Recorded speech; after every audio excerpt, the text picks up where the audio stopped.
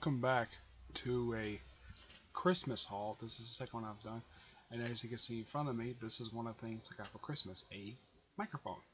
Yep, my sister got it for me. She also got me this t-shirt. Yep. Here's what else I got. I also got a pair of work gloves. Yeah, I asked these for Christmas. I don't know if anybody can hear me because I just got this microphone and it's brand spanking new. Yeah, there's that. Also, I got a Flash t-shirt. Second one I have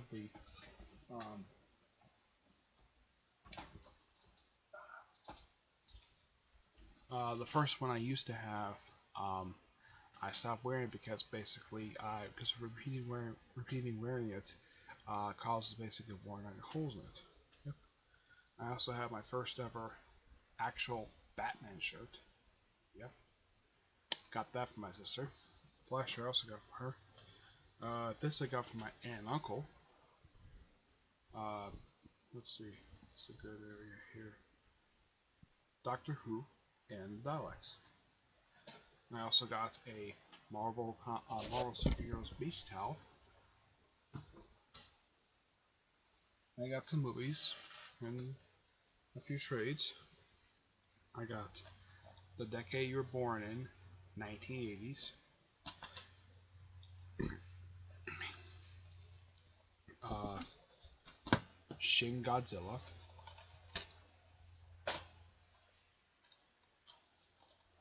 The complete first season of The Spectacular Spider-Man. Uh, a second copy of this one. X-Men 1.5. I actually own this. I know I got this one from mistake. But yeah, that's the second time I have. Kong, Skull Island. Okay. Don't worry, I got more. Um, I got Spider-Man Homecoming. Got this as Christmas from my mother. I got this one as a stocking stuffer. The Savage Hawkman, Volume 1, Darkness Rising. Yep. One of my favorite DC characters. And I was surprised to find this in my stocking of all things. Never got a trade in my stocking before. That's the first. This I got a present from my dad. The Legend of Sleepy Hollow. By Washington Irving. Yep, this big, really thick book. Um, I don't know when I'm gonna read this thing, but it's interesting. My dad got this for me. I also got a 2018 Avengers calendar. Mm-hmm. And I got, and finally, the last two things I got were actually stuff from the Masked Panther. Yep, he's the one who got these for me. I got uh,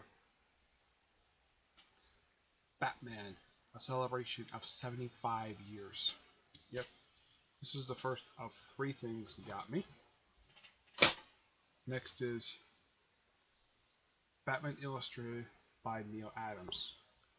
Yeah, one of my favorite Batman artists of all time.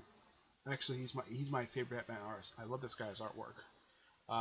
Very happy that I got this. Whenever I see Neil Adams basically his booth at Comic Con, he sells this thing for like $80.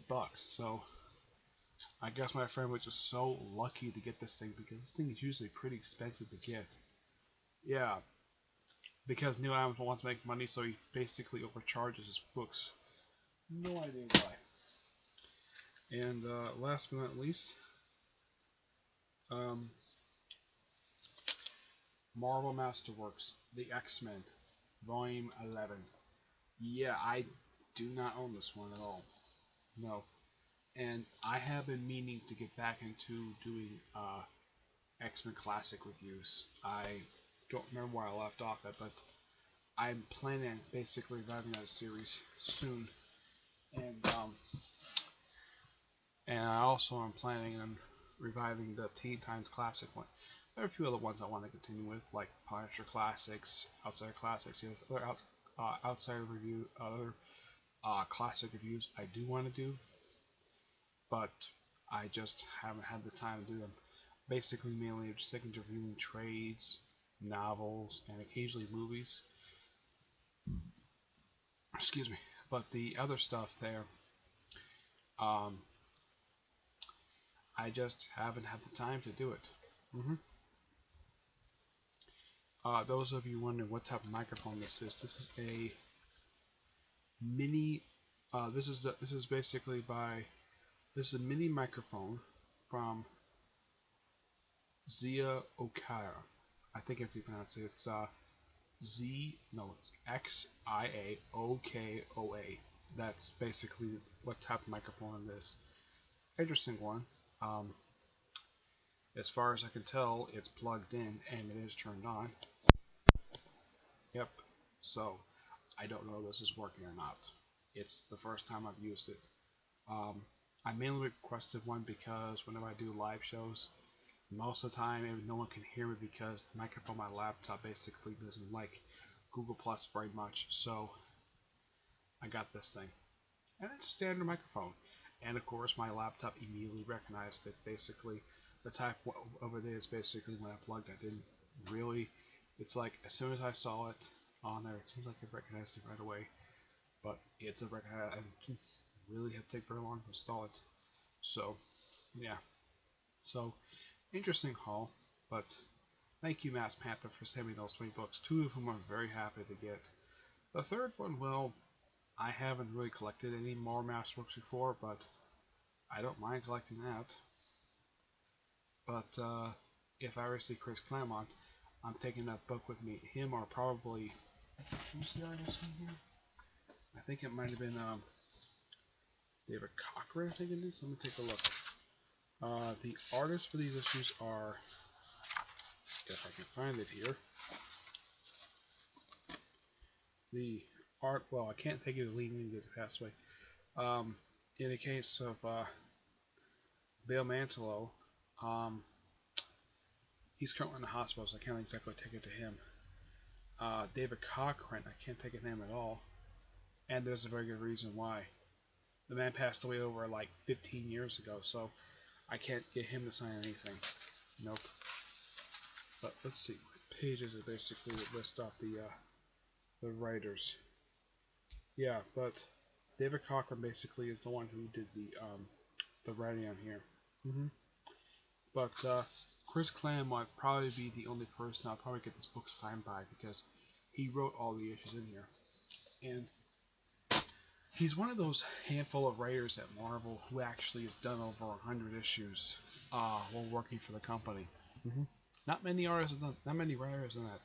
The only writers I can think of who've done like 100 issues, at least 100 issues or 100 plus issues, aside from Chris Claremont, the only other writers, off the top of my head, who have done that, aside from him, has been Stan Lee, Brian Michael Bendis.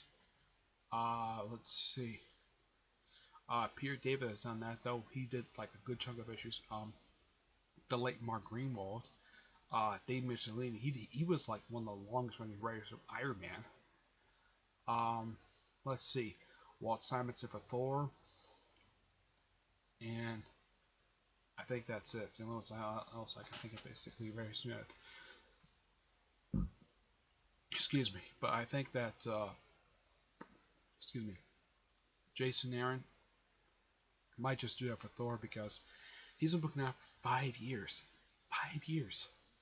And he's done a ton of issues for the book. He's probably done more issues than probably almost every single writer. He's done almost as many issues at this point. He could even break Walt Simonson's record for all I care. Yeah, I don't think even Walt Simonson himself would mind that because, well, Jason Aaron's a big Thor fan. There's that. In the case of X-Men, aside from Chris Claremont, the only writer who actually stuck with the book for more than like a year or two has been just there's Mike Carey, I think Matt Fraction, and Brian Michael Bendis. They're the only ones I can personally think of who've been on an X-Men book for more than a year or two. Of course, there's also Larry Hama, who was actually one of the longest running writers for the Wolverine series, which the guy's a really good writer. Yep. So yeah, that's really it for this Christmas haul. Stay tuned for more videos. I still have planning to come up about a handful of at least about 3 more comic corners. I'll do 3, maybe 4 at least in the near future. Okay?